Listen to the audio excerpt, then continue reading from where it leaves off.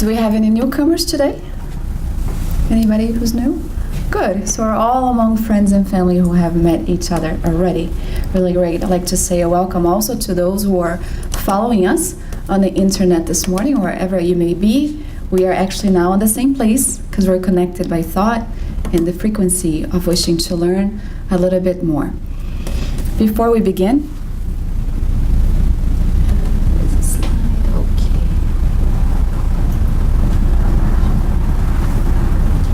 we were coming upstairs and Sandra said, I'm curious about what the topic is going to be today. And I said, well, what do you think the topic is going to be today? And she gave me her answer. I want to ask you guys, what do you think this topic would be about today? Warnings. Don't be shy. The thoughts we have in the mind, dangerous. Danger. Dangerous. Danger, Dangerous okay? thoughts. Danger. Alerts. Alerts. Uh-huh. What did you say, Sandra? I said that, well, gosh, be careful what you do because you don't know. So be careful what you do. There's this idea sometimes that when we consider some of the approach that Spiritism has, it really does instill a little bit of fear when we talk about cause, effect, consequences. But I decided to take a different approach today. I decided to bring about some of the teachings and notions that are brought from a spirit named Manuel Filomeno de Miranda. He's the author of the book Planetary Transition, and also of the sequence that is soon coming out, The Dawn of a New Era, and also Spiritual Disturbances. There is a little story that Chico Xavier, the medium that we have known, who has authored over 460 books with his very limited education. We all know about Chico Xavier. It has been said that one day he was at the door of a store in a very small city in which he resided, speaking with his brother Andreia. And this policeman walked by him and tapped him on the shoulder and say, hey, Chico, thank you very much. And Chico kind of turned and didn't really understand what the man meant, because there was all sorts of crazies, sometimes walking by, and he just figured, okay, whatever. And he continued talking to his brother. And later on, when he went to the services at his own Spiritist center, a location pretty much like this one, except a little bit smaller, a lot simpler, very humble. As he was starting to begin the service at that day, the very same policeman came by and he recognized him. The following day, Chico Xavier was walking across town and he saw a bit of a commotion happening in which it involved the policeman and someone else. And the commotion was getting a little bit out of control. The policeman had his hand on his gun and he was about to use it. And Chico Xavier, taking notice of what was happening, approached him, tapped him on the shoulder and said, my friend, be cautious. Watch it. And realizing how out of hand the situation got, he put his gun away and said, Chico, thank you very much. Later on, he decided to go to the Spiritist center that Chico Xavier ran. And he said, Chico, I wanted to tell you that in less than 2 days, you assisted me twice. And Chico said, well, when was the first time? And he said, well, the night before last night, I had a dream with you in which you came to me and you told me not to utilize my gun. I thought it was just a dream. I decided to make small of it and took the gun with me anyway. And if it wasn't for you, on a second time, I would have utilized the gun, making the situation worse. So we're talking about warnings.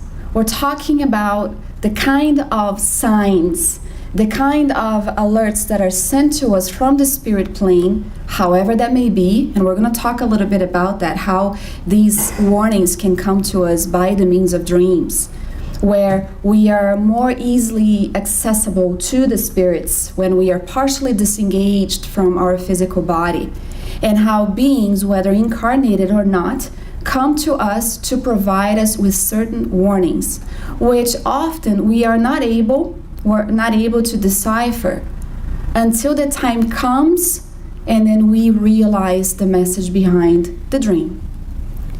But before we go on, how many of us here have looked for signs, for warnings in our daily lives? I'd raise like both legs and feet, but I drop, right? I would drop down to the floor. Let us just humor a little bit, asking the young lady to turn the light off, please, right there.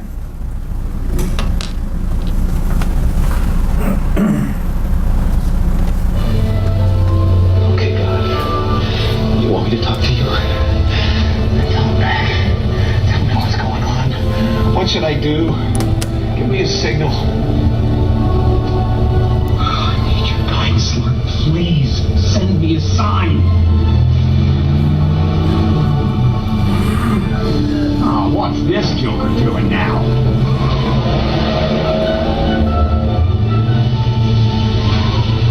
Okay. All right. I'll try your way. All right. Lord, I need a miracle. I'm desperate. I need your help, Lord. Please reach into my life. What the? Hurry up.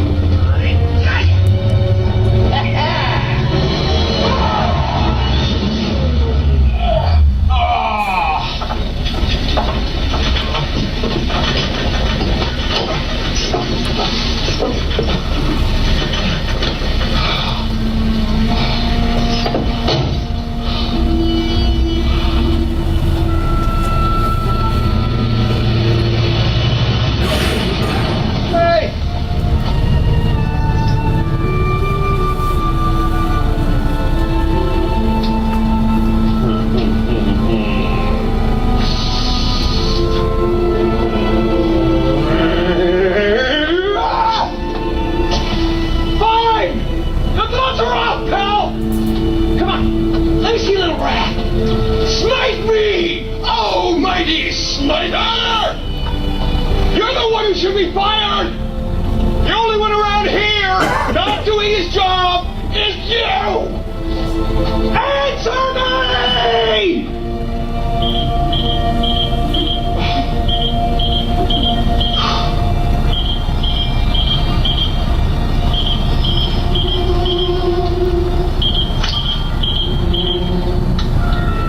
Sorry, don't know you. Wouldn't call you if I did. Bruce Almighty is a really cute movie. We've seen it. If you haven't, I highly recommend, but it's pretty significant if we bring it into our study today. He's asking for signs. He's suffering. He's desperate. He has just lost his job. And he's asking for God to send him something that tells him that he's listening. And then we see the caution sign that he ignores. He sees the truck pulls up in front of him with the stop signs, which he ignores. He goes through the hole, which should warn him and slow down, and he doesn't, and then he gets into an accident. So let's bring it into the Spiritist contest a little bit. Warnings. Often, the spirit plane utilizes means that comes to us when we are aligned in such a way, spiritually elevating our thoughts through either prayer or meditation, or something that gives us meaning and guidance in life. And we receive warnings. Yet, some of us prefer to seek for the warnings and the signs from above when we feel a storm coming, when things are not going very well. And it seems to be, from an educative point of view, what spirits tell us that actually serves as a way of halting us. When pain appears and we feel that we are without answer, it is the moment that we should stop. Nothing is going well in my life, some may say. I don't have peace.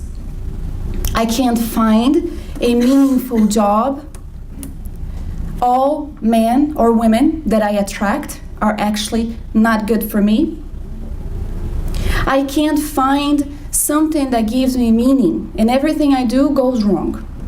Is God punishing me? Is God punishing the person? No.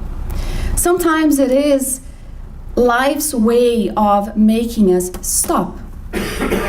Since we've deviated from all cautious signs that we often do, because truly, if we consider it, many of us walk around like this.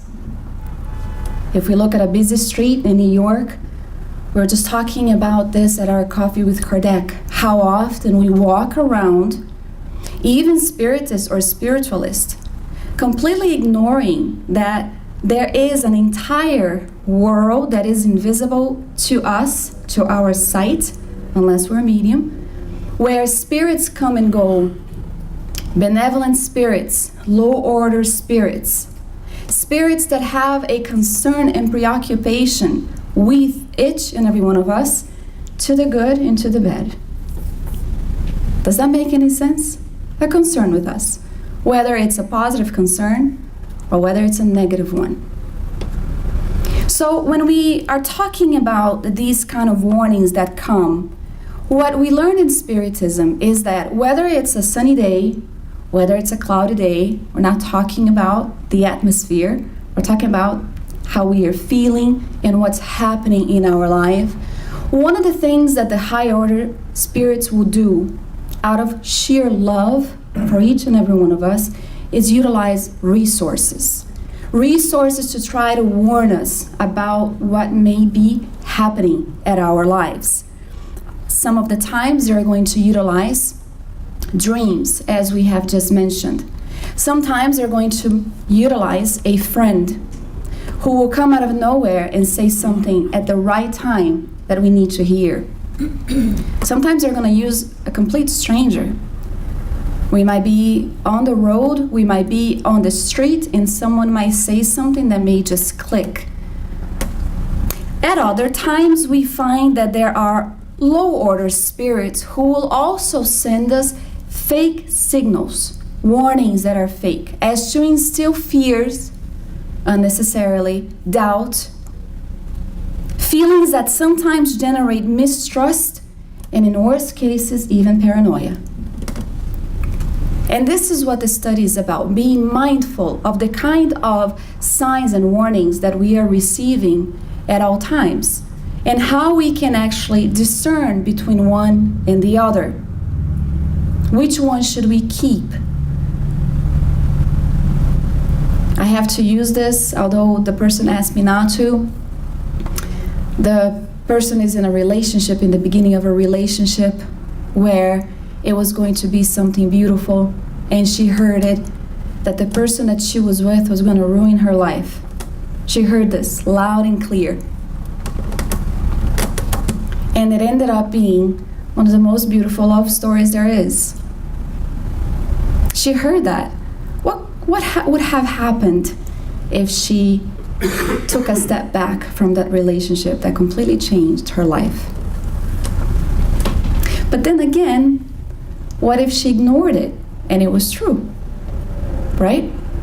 So we need to study the facts, and we need to be mindful. So we're going to address some of the things today. How do warnings come about, and should we always listen to every warning that does come through for us? From a physical point of view, let's talk about our bodies. What is some of the ways, what happens when we seek a doctor? When do we seek a doctor? When we get sick. When we get sick. Our body starts sending us signals that something is just not right, correct? We know, if we are paying attention, a toothache, we have our dentist right here, could be a simple cavity, but if left untreated, because we have fear, like I do, like I love John, yet the dentist chair, no offense to dentists, but ugh. But then if we ignore the pain, and we keep taking painkillers to fake out that it's fine, it could develop into infection. An infection could get into the bloodstream, and what would happen, John? Could be the end. It could be the end. It could be death. This is what we're talking about, right? A simple ache could be the warning that something needs to be paid attention to. Yet we ignore it. And then out of nowhere, a friend dials up and says, hey, you know, I've been thinking a lot about you lately, and I'm just a little bit worried. Have you been to the doctor? And then the person says, why? Did you see something? Did you hear something? Am I gonna die? No, I have this preoccupation about you. And I just felt like calling and checking up if everything's okay. So it's a second warning that we should do something. Does that make sense? Eventually the person goes to the doctor and finds something that could be treatable, that could be dealt with. Sometimes a person ignores for whatever reason. And when they get to the doctor and it's too late, the doctor will say, weren't you receiving any signs that something was wrong? How did you let it get this far? And then sometimes in life, from an emotional point of view, we might actually end up asking ourselves the very same question. How did I let it get this far? A new relationship, for instance. Sometimes we have this gut feeling that there is just not something right about that person. And I'm not talking about a loving relationship. It could be a financial relationship establishing. It could be a friend who's approaching us for whatever reason. It could be whatever situation, an intimate one, a loving one. We've talked to people in the fraternal assistance that said, you know, I gave the person 3 years of my life, painful years, and I saw all the signs and I ignored it. When we talk about signs, we talk about intuition sometimes, where we have this vague intuition that something is not right. Or those who love us on the other side are trying to say, hey, pay attention to the person around you. Whatever reason it is, sometimes we insist on maintaining that lifestyle regardless of the signs that come about, until life comes and gives us a little shove. And usually the little shove comes in the presence of a painful situation, as if to alert us, wake us up. A bucket of cold water on the face of someone who's asleep, where we awaken, startled, and sometimes confused about what has just happened to us. And so pain comes to tell us that the situation is not right, falling a lot of times into deceptive relationships of all sorts.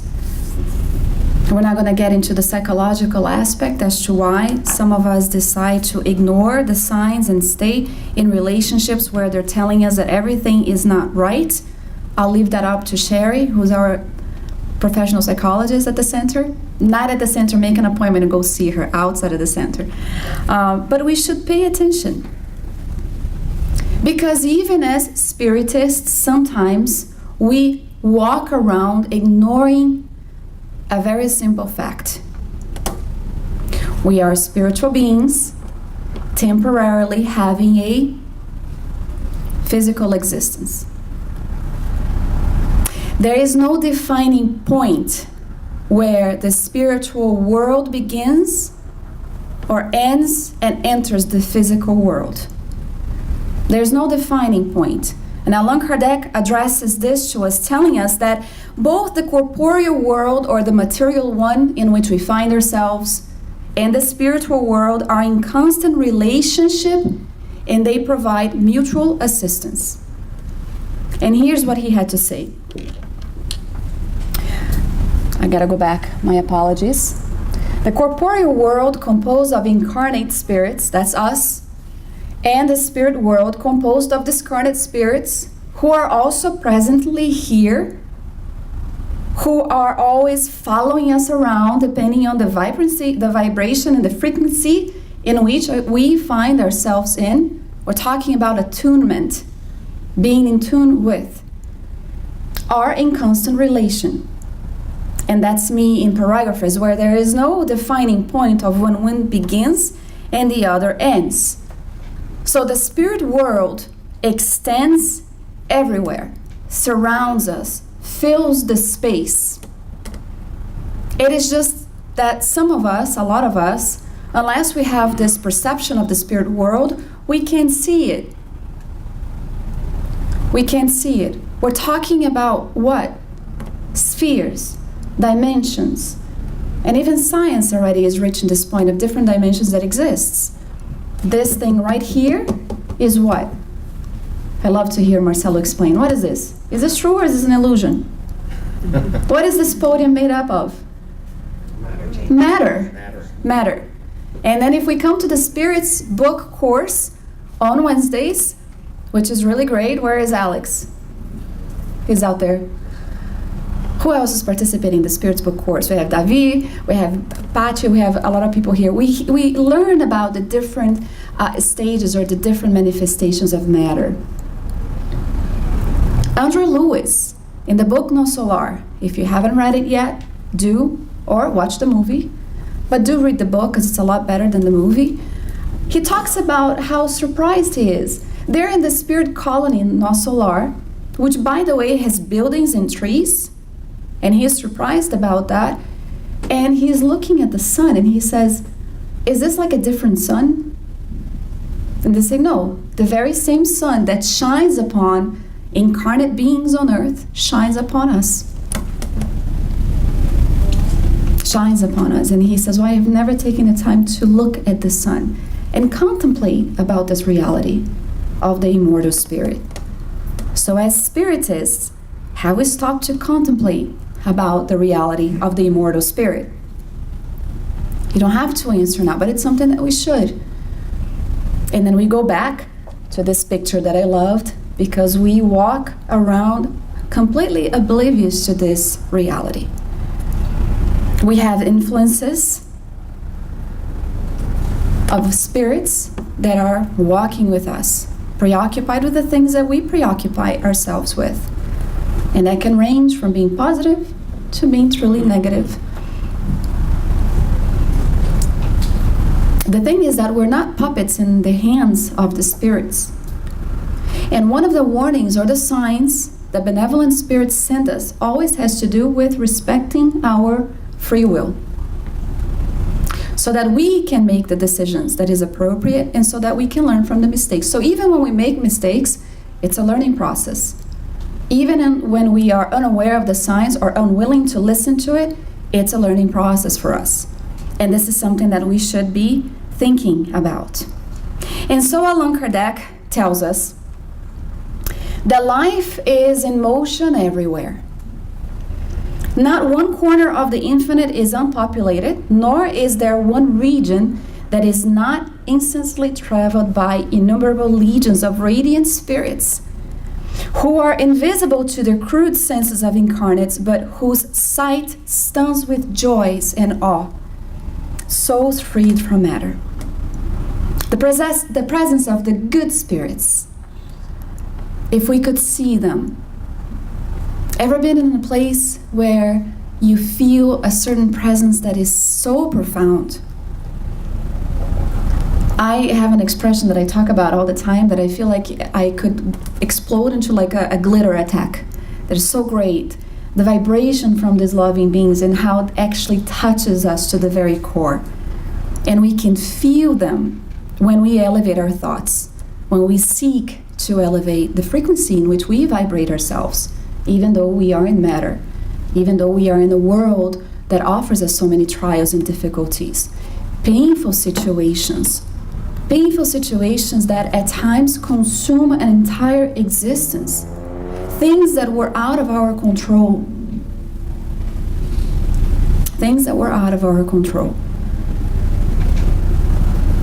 And so sometimes when these things do come about, Spiritism comes to tell us that there are beings like that even when we find ourselves immersed in this material world by the means of reincarnation, we are all reincarnated here, having this profound experience of learning for our spiritual progress, These beings that are of amazing presence come to our rescue more often than we know. More often than we know. We look at what happened at the World Trade Center. How many people decided not to go to work that day? And if they did, how many obstacles appeared so that they would not reach the location? How many times people have decided not to do something on the last minute, and it proved to be that second of a decision that saved their lives. We read a story about this girl who lived in a rural area in Brazil, and she always took this one path to go home, which was quicker. And this one day, for some reason, she decided that she wanted to learn about other pathways that would take her to her home. And she did. And the following days on the news, they had a story about 3 girls who were murdered, raped and murdered, because this serial killer was hiding on the road that she usually took home. So sometimes you say, it's just by chance. I just decided to take another road. My suggestion is to show gratefulness, because sometimes it is our spirit guide guiding us to take a last-minute decision, which we think is ours. So yeah, we take credit because we were able to listen to their warning, to their suggestion, to take an alternate road. In life, philosophically speaking, it is the very same thing. It is the very same thing. Everywhere, as on the material plane, on the spirit world, there are spirits of all levels of progress, which, with each spirit bringing the elements of its own understanding of life, according to the category into which its evolution has placed it. As it happens in the spirit world, it happens right here in the physical one. We have people that we admire, that we know, that we can tell, that are more evolved, either intellectually or morally than we are. It's not that they're showing out there, it's just part of their nature. We recognize people that inspire us to do greater because of the impact positively that they have in our lives. And so the same happens in the spirit world. Spirits that are evolved, they take an interest in our lives, in our well-being. Because after all, they were part of sponsoring